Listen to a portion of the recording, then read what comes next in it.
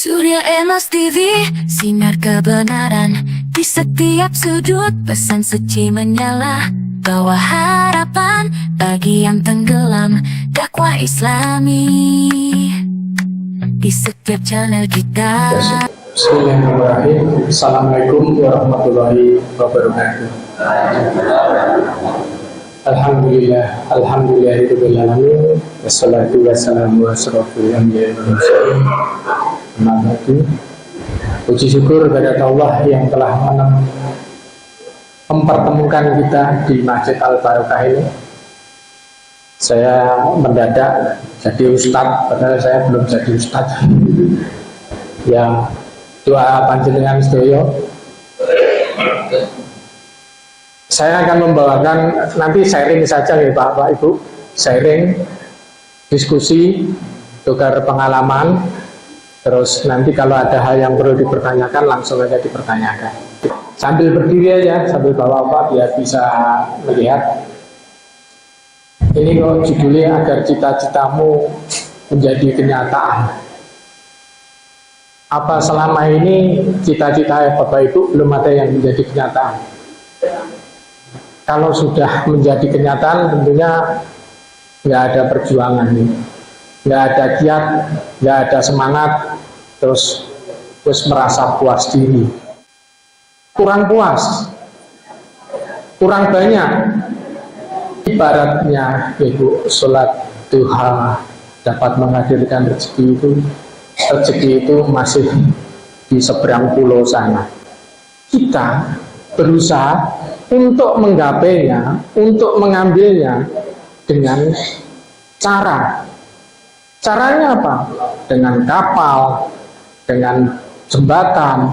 Nah, kita di dunia ini, kita usaha ini, kita bikin jembatan, kita bikin kapal, supaya bisa mengambil harta yang disediakan oleh Allah tersebut.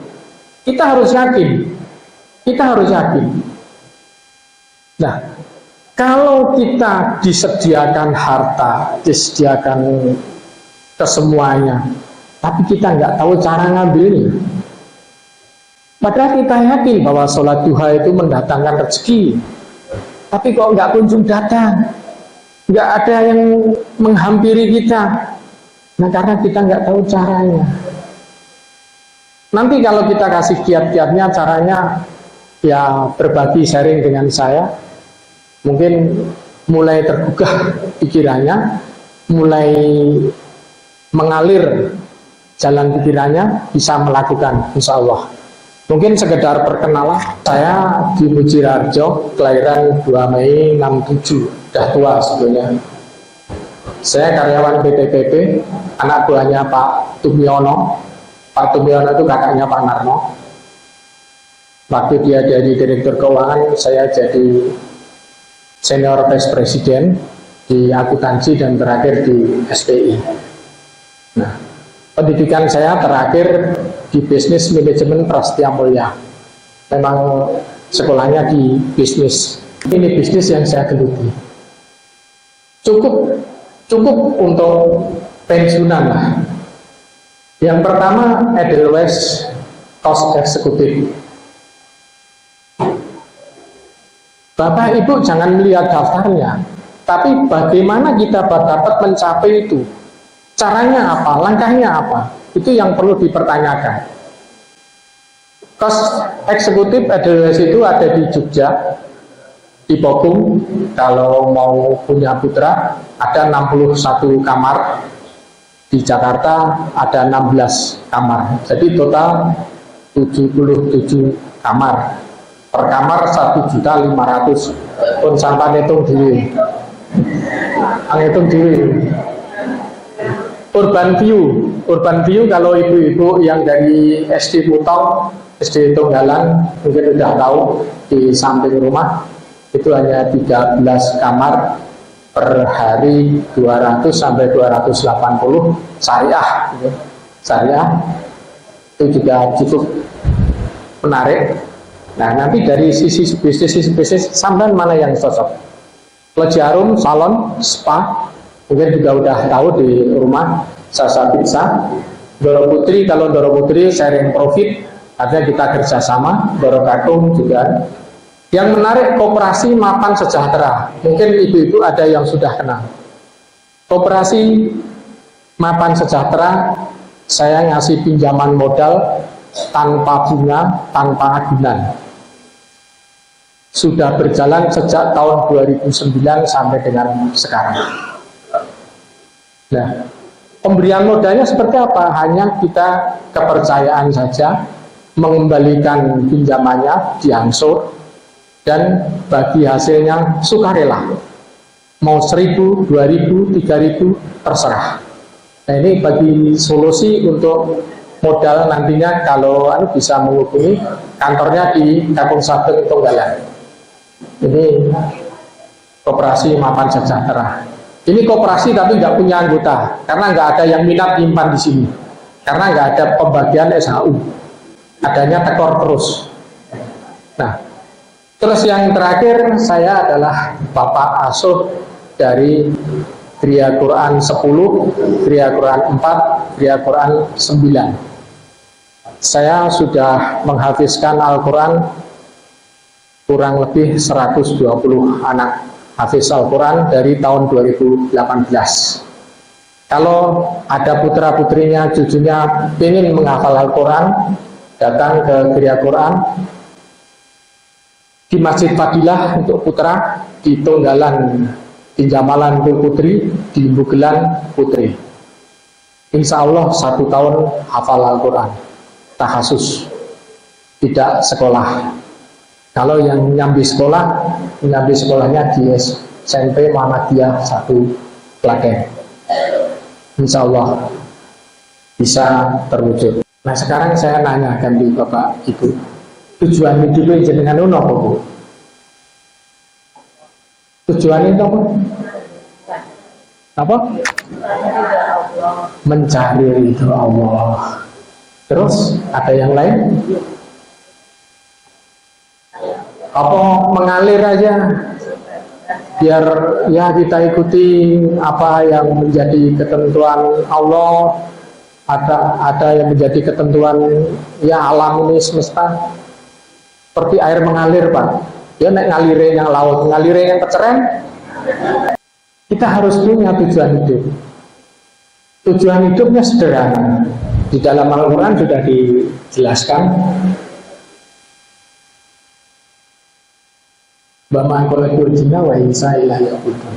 Kita diciptakan manusia, jin dan manusia itu hanya untuk beribadah. Ibadah dalam arti luas, nanti jangan didebat karena saya bukan ustadz ya. Nanti tanya sama ustadz yang beneran. Ini saya hanya mengutip. Ibadah itu artinya luas. Bapak Ibu mencium tangan suaminya saat datang, saat mau pergi, pahalanya sama dengan mencium Hajar Aswad. Pemenang suaminya ireng, persis kayak Ka'bah. Nek suaminya ireng ya nyium Ka'bah, persis. Nah, ngasih minum suami di pagi hari pahalanya banyak. Ini ibadah. Ibadah itu banyak sekali. Memberikan makan keluarga, mencarikan nafkah keluarga itu juga ibadah. Tinggal niatnya. Ibadah itu luas sekali. Nah, kalau Bapak Ibu sudah tahu ibadah itu apa, dalam arti luas, bukan hanya arti sempit. Dalam pembicaraan Nabi Musa kepada Allah, ibadah apa yang Allah sukai? Ya Allah, Muhammad Nabi Musa, sholatku, puasaku, zikirku, tidak semuanya. Itu hanya untuk dirimu sendiri. Yang aku sukai adalah sedekah, memberi nafkah kepada orang lain, memberikan orang lain. Itu saya, Allah, ada di samping. Pengen nggak Bapak Ibu bisa sedekah? Kalau pengen bersedekah, kalau Anda gajian, di telening-telening itu ujungnya pas. kakang minus. Iki nggo BRI, iki nggo bank BKD, iki nggo bank tetek bengek, ujungnya nggak usah sekolah wis pas-pasan. Nanti kita ajari caranya, niatnya. Kalau ditelaning-telaning udah pas, jangankan untuk sedekah, untuk kebutuhan sendiri aja yang urgent, umpamanya berobat ditunda-tunda. Seharusnya cek asam urat, kalau bapak itu udah usia 40 ke atas, 50 ya asam urat, kolesterol, gula sudah mulai naik semua, harus perlu biaya. Padahal kita sudah sibuk-sibuknya di usia 40 sampai 50 itu produktifnya, tapi kegiatan tidak bisa maksimal karena kondisi fisik. Pertanyaan yang kedua, apakah Bapak Ibu mencintai harta? Harta yang Anda miliki, sampai cintai? Cinta ya? Buktinya cinta apa? Pelihara, dijaga. Cara jaganya gimana, Bu? Nah, orang itu kalau kehilangan sesuatu, ya sedikit cerita aja. Saya kan baru kehilangan putra kami, sudah berapa tahun. Psikologis orang itu kalau kehilangan sesuatu, umpamanya kehilangan pacar lah. Dulu mungkin pernah ditinggalkan pacarnya. Ya. Apa yang terjadi? Pertama mesti menolak, nggak percaya, ngomong. Terus yang kedua menolak. Nggak mungkin lah dia meninggalkan saya kurang apa? Kesetiaan saya sudah full, semuanya sudah saya serahkan. Wah, umpamanya gitu. Segalanya sudah kami berikan, kesetiaan kami, kesabaran kami.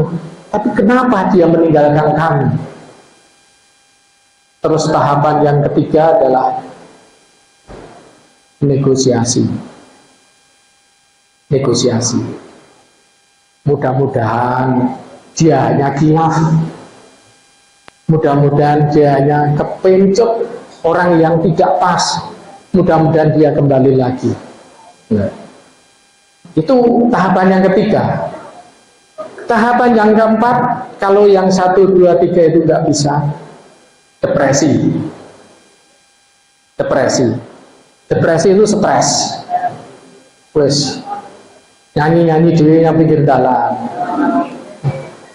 Ojo dibanding-banding dan lain sebagainya. Itu depresi. Itu manusiawi. Yang tahapan kelima, menerima. Ya wes lah. Kita menerima takdir. Kita menerima rencana dari Allah. Mungkin semuanya itu akan lebih baik yang tidak kami ketahui, tapi Allah memberikan yang terbaik bagi kita. Itu baru jagoan, baru bisa dikatakan orang yang bisa. Nah, Bapak Ibu mencintai harta. Caranya apa? Harta katanya titipan, betul nggak? Nah, kenapa kita tidak kembalikan kepada yang dititipi? Ya,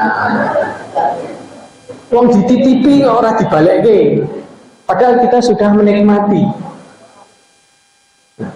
Caranya, kalau kita itu dititipi harta, supaya kita bisa menikmati sampai akhirnya nanti, ya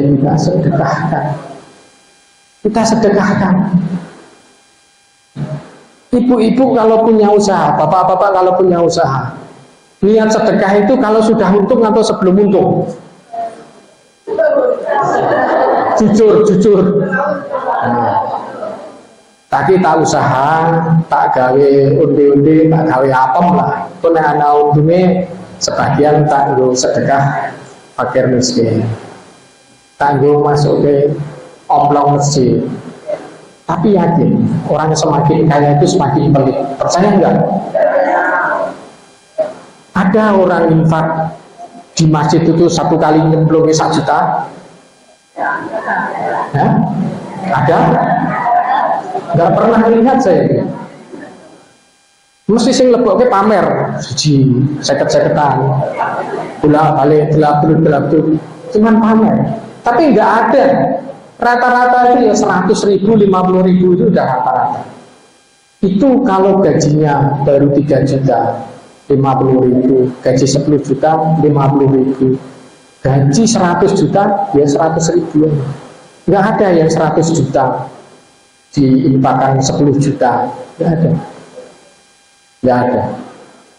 Nah, ini masuk ke cerita. Ini bisnis lagi. Islami menyinari dunia, Surya Emas TV membawa kita kepadanya dengan setia.